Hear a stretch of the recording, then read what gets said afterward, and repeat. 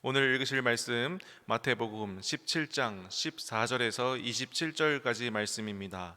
마태복음 17장 14절에서 27절까지 말씀입니다. 제가 읽고 마지막 절 다 같이 합독하도록 하겠습니다. 그들이 무리에게 이르매 한 사람이 예수께 와서 꿇어 엎드려 이르되 주여 내 아들을 불쌍히 여기소서. 그가 간질로 심히 고생하여 자주 불에도 넘어지며 물에도 넘어지는지라. 내가 주의 제자들에게 데리고 왔으나 능히 고치지 못하더이다. 예수께서 대답하여 이르시되 믿음이 없고 패역한 세대여, 내가 얼마나 너희와 함께 있으며 얼마나 너희에게 참으리요. 그를 이리로 데려오라 하시니라. 이에 예수께서 꾸짖으시니 귀신이 나가고 아기가 그때부터 나으리라. 이때의 제자들이 조용히 예수께 나와 이르되 우리는 어찌하여 쫓아내지 못하였나이까. 이르시되 너희 믿음이 작은 까닭이니라.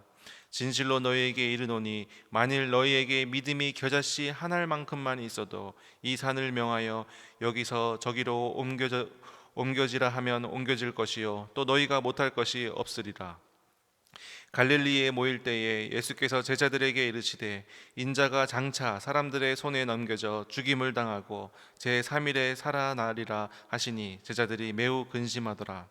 가버나움에 이르니 반세계를 받는 자들이 베드로에게 나와 이르되 너희 선생은 반세계를 내지 아니하느냐. 이르되 내신다 하고 집에 들어가니 예수께서 먼저 이르시되 시몬아 내 생각은 어떠하냐. 세상 임금들이 누구에게 관세와 국세를 받느냐, 자기 아들에게냐 타인에게냐. 베드로가 이르되 타인에게이니이다. 예수께서 이르시되 그렇다면 아들들은 세를 면하리라. 마지막 절 다 같이 읽겠습니다. 그러나 우리가 그들이 실족하지 않게 하기 위하여 내가 바다에 가서 낚시를 던져 먼저 오르는 고기를 가져 입을 열면 돈 한 세겔을 얻을 것이니 가져다가 나와 너를 위하여 주라 하시니라. 아멘. 오늘 본문 말씀은 어제 말씀인 변화산 사건 직후에 일어난 일입니다. 저희가 주일 예배를 마치고 또 예배당을 나설 때 우리 마음을 떠올려 보면 또 뜨거운 찬양과 또 말씀 속에서 크신 하나님의 깊은 은혜를 경험하고 또 이번 주간은 정말 내가 말씀대로 그리고 믿음으로 내가 승리하리라 굳게 다짐하면서 나아갑니다. 마치 산 위에서 변화산을 경험한 그 영광스러운 은혜를 충만하게 누린 것과 같습니다. 하지만 월요일 아침이 또 밝아오고 우리의 삶의 자리로 돌아갔을 때 우리가 마주한 현실은 어떻습니까? 치열하고 냉혹한 삶의 현장, 또 얽히고 설킨 또 인간관계, 또 갈등, 예상치 못한 재정적인 어려움이나 육체의 질병 같은 차가운 현실에 우리는 부딪힙니다. 그때 주일에 받았던 이러한 은혜는 또 온데간데 없고 또 희미해지고 금세 세상의 염려와 또 걱정에 또 짓눌려서 무기력해지는 우리의 연약한 모습을 보게 됩니다. 주일 예배라는 산 정상에서 누렸던 영적 감격과 또 평일의 삶이라는 산 아래에서 마주한 이 절박한 이 현실 사이에 이처럼 괴리감이 크게 존재합니다. 오늘 본문 이 마태복음 17장도 정확히 이러한 영적 괴리를 보여주고 있습니다. 바로 앞선 단락에서 예수님은 베드로와 또 야고보와 요한을 데리고 변화산으로 올라가셨습니다. 그리고 그곳에서 예수님의 얼굴이 해와 같이 빛났고 또 모세와 엘리야와 또 영광스러운 대화도 나누셨습니다. 하늘의 영광이 충만한 그러한 현장이었습니다. 하지만 산 아래의 현실은 전혀 달랐습니다. 예수님과 그 일행들이 그 산 아래로 내려왔을 때에 그곳에서는 귀신에 들려서 물과 불에 넘어지는 또 이 아이, 또 이 절망 가운데 부르짖는 그 아버지, 또 그 귀신을 쫓아내지 못해서 또 사람들 앞에서 또 세상 앞에서 쩔쩔매고 있는 이 제자들, 무능력한 제자들이 있었습니다. 철저히 영적 결핍과 또 고통의 현장이었습니다. 이 장면 가운데 우리가 주목해야 할 한 사람은 바로 쩔쩔매고 있는 바로 이 제자들입니다. 19절을 보면 모든 상황이 종료된 후에 이 제자들이 예수님께 나와서 이렇게 묻습니다. 19절입니다. 이때에 제자들이 조용히 예수께 나와 이르되 우리는 어찌하여 쫓아내지 못하였나이까. 이 짧은 질문 가운데 이 귀신을 쫓아내지 못했던 이 제자들의 깊은 당혹감과 혼란이 배어져 있습니다. 왜냐하면 이 제자들은 이 귀신을 쫓는 것에 초보가 아니었기 때문입니다. 마태복음 10장 1절을 보면 이 예수님께서 이 12제자들을 이미 부르시고 그리고 또 더러운 귀신을 쫓아내며 모든 병과 모든 약한 것을 고치는 권능을 이미 주셨습니다. 그리고 실제로 이 제자들은 그 마을을 두루 다니면서 전도하고 악한 영을 쫓아내는 놀라운 승리를 이미 생생하게 맛보았던 그런 제자들이었습니다. 과거에는 분명히 성공했던 그런 일들입니다. 예수님의 이름으로 명령했을 때 제자들이 그 병자들이 고쳐지고 또 귀신들이 떠나가는 것을 경험했고 이 제자들은 똑똑히 두 눈으로 보았습니다. 그런데 이렇게 오늘과 같은 이 생명의 경각이 달린 이 절박한 순간에는 왜 아무런 능력이 나타나지 않았던 것일까요? 예수님께서는 20절에서 그 원인을 아주 명확하게 말씀해 주십니다. 이르시되 너희의 믿음이 작은 까닭이라. 너희들의 믿음이 작기 때문에 이러한 능력을 너희들이 행하지 못했다라는 것입니다. 제자들의 문제는 무엇이었냐면 바로 과거 경험에 대한 의존이었습니다.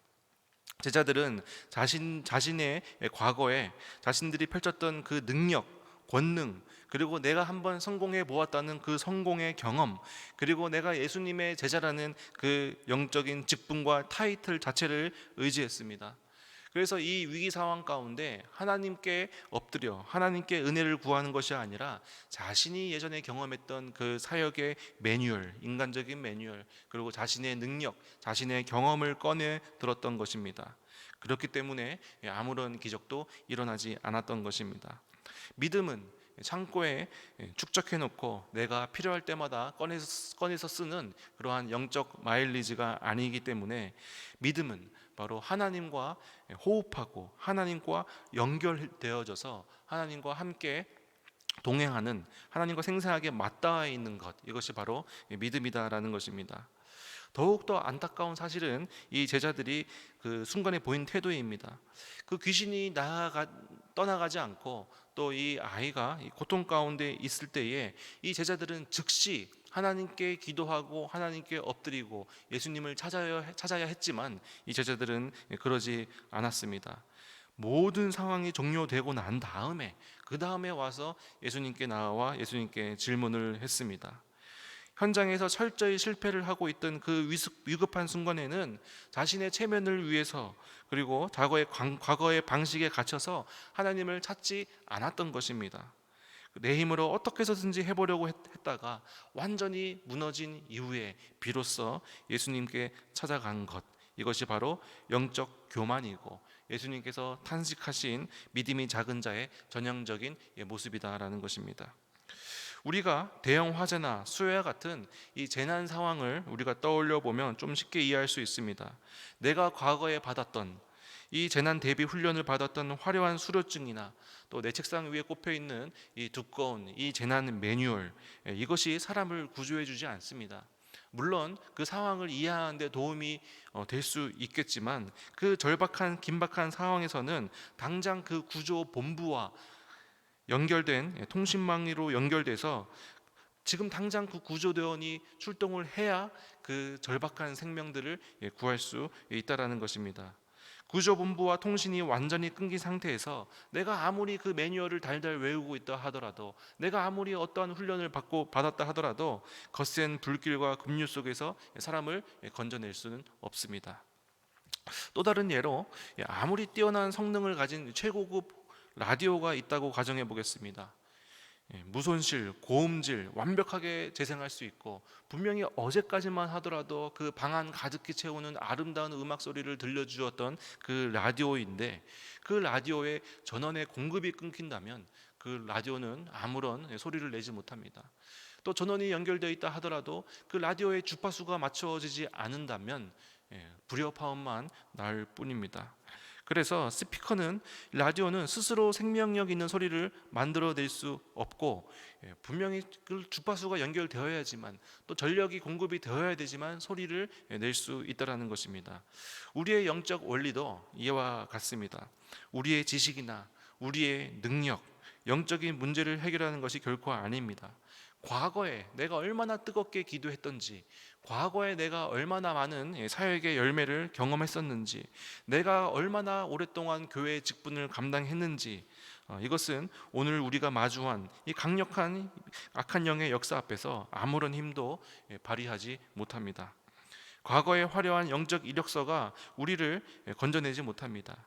지금 이 순간 우리에게 전원을 공급하시는 생명의 하나님, 그리고 그 하나님과 나의 영적인 주파수가 연결되어야지만 우리는 철저하게 하나님의 능력으로 우리는 나아갈 수 있는 존재다라는 것입니다. 그렇기 때문에 예수님은 오늘 본문 말씀 20절에서 이렇게 말씀하십니다. 이르시되 너희 믿음이 작은 까닭이라 진실로 너희에게 이르노니 만일 너희에게 믿음이 겨자씨 한 알만큼만 있어도 이 산을 명하여 여기서 저기로 옮겨지라 하면 옮겨질 것이요 또 너희가 못할 것이 없으리라.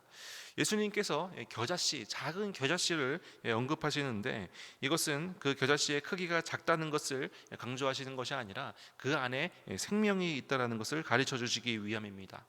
아무리 커다란 그 웅장한 바위라 할지라도 이 바위는 생명력이 없기 때문에 스스로 움직일 수 없습니다.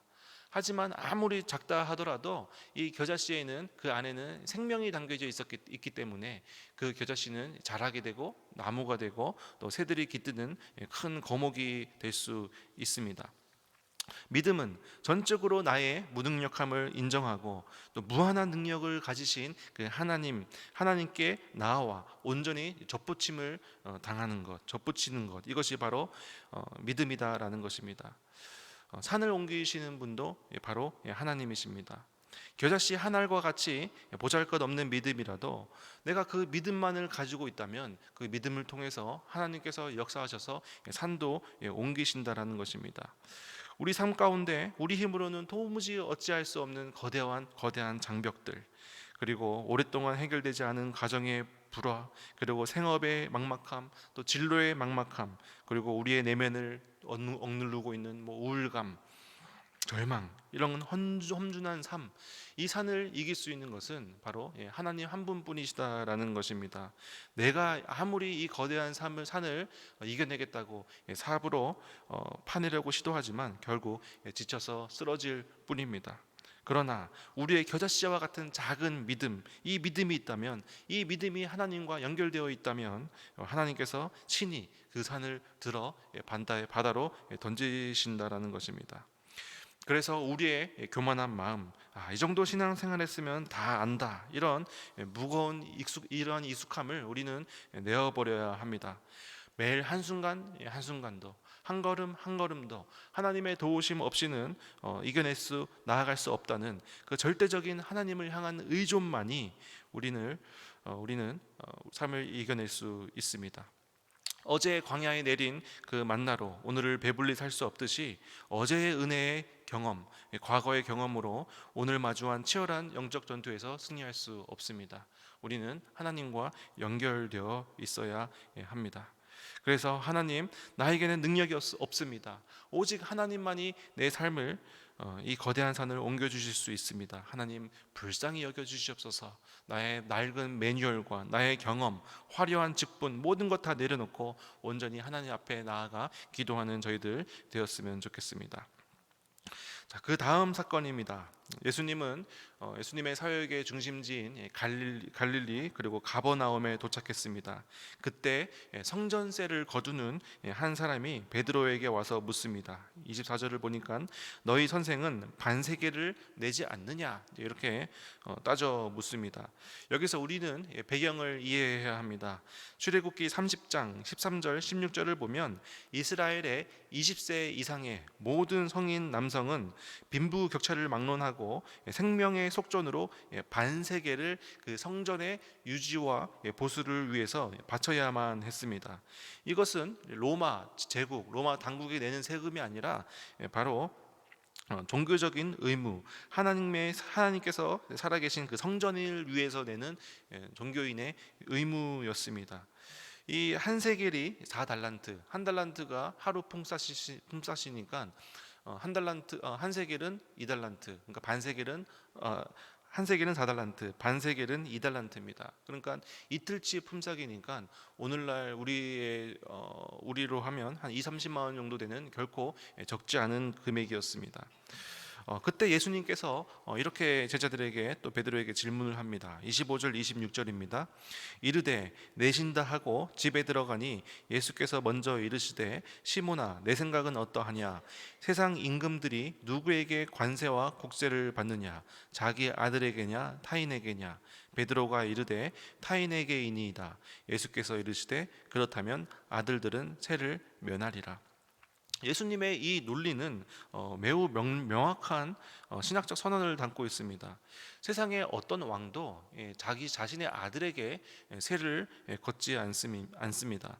하물며 하늘에 계신 그 하나님의 독생자 예수 그리스도, 예수님은 이 성전의 참 주인이시며 예수님은 이 성전 자체이신 분이시기 때문에 이 성전세를 내실 이유가 전혀 없습니다.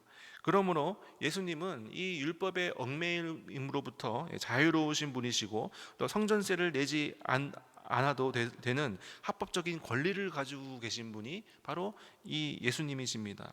그런데 우리의 시선이 머물러야 할 곳, 그것이 바로 27절의 말씀입니다. 27절의 말씀이 이렇게 시작합니다. 그러나 우리가 그들이 실족하지 않게 하기 위하여. 예수님은 자신의 권리, 성전세를 내지 않아도 되는 권리를 말씀하시고 그 직후에 그러나라는 이 단어를 통해서 자신의 권리의 방향을 돌리십니다. 실족하게 하다. 실족하게 하다라는 단어는 덫을 놓아서 올무를 놓아서 누구를 넘어뜨리게 하다라는 이러한 뜻을 가지고 있습니다. 만약에 예수님께서 끝까지 나는 성전의 주인이기 때문에 성전세를 내지 않겠다라고 권리를 주장하신다면 그것은 신학적으로 100% 옳은 일입니다. 진리입니다. 하지만 예수님께서 그렇게 진리를 주장하셨을 때 주변에 아직 예수님을 알지 못하는 사람들이나 아니면 성전세를 징수하는 그 사람들에게는 예수님은 어떻게 비춰지겠습니까? 율법을 모독하고 성전을 모독하는 사람으로 비춰질 수 있다라는 것입니다. 그래서 이것이 낙인이 찍히게 되면 복음을 전파하는데, 복음을 전하는데 걸림돌이 될 수 있기 때문에, 또 그렇게 돼버리면 그 예수님의 행동을 본 사람들이 그 마음이 굳게 닫혀버리고 또 생명의 말씀을 들을 기회를 놓쳐버리기 때문에 예수님은 그 정당한 권리보다 한 사람의 한 영혼이라도 구원하시기 위해서 자신의 권리의 방향을 돌리신다라는 것입니다. 오늘날 우리도 이 공동체 안에서 모든 사람이 내가 옳다, 내 말이 맞다라고 이렇게 주장을 한다면 그 공동체는 어떻게 되겠습니까? 그 공동체는 결국 무너지고 말 것입니다. 그 은혜를 위해서 은혜를 나누기 위해서 모인 자리에서 상처와 분열만 남게 됩니다. 그러나 내가 더 맞고 내 말이 더 논리적이고 내 말이 더 합리적이라 할지라도 다른 지체의 마음을 다치지 않게 하기 위해서 또 이 전체 부서와 교회의 화평을 위해서 또 사역의 본질을 지키기 위해서 기꺼이 나의 권리를 내려놓는 것, 이것이 바로 예수님께서 보여주신 것이다라는 것입니다. 내가 옳다는 것을 증명하는 것보다 더 중요한 것은 바로 하나님 안에서 사랑을 지켜내는 것입니다. 그래서 사도 바울은 고린도전서 8장 9절에서 그런즉 너희의 자유가 믿음이 약한 자들에게 걸려 넘어지게 하는 것이 되지 않도록 조심하라, 이렇게 경고를 하였습니다. 또한 13절에서 만일 음식이 내 형제를 실족하게 한다면 나는 영원히 고기를 먹지 아니하여 내 형제를 실족하지 않게 하리라라고 이렇게 비장하게 선언을 했습니다. 우상에게 바쳐진 고기를 먹을 수 있는 신학적 자유와 지식이 사도 바울에게는 있었지만 그 지식이 누군가의 영혼을 파괴한다면 그 자유를 영원히 쓰레기통에 버리겠다는 사도 바울의 각오입니다. 예수님의 권리 포기는 또 우리가 알고 있습니다.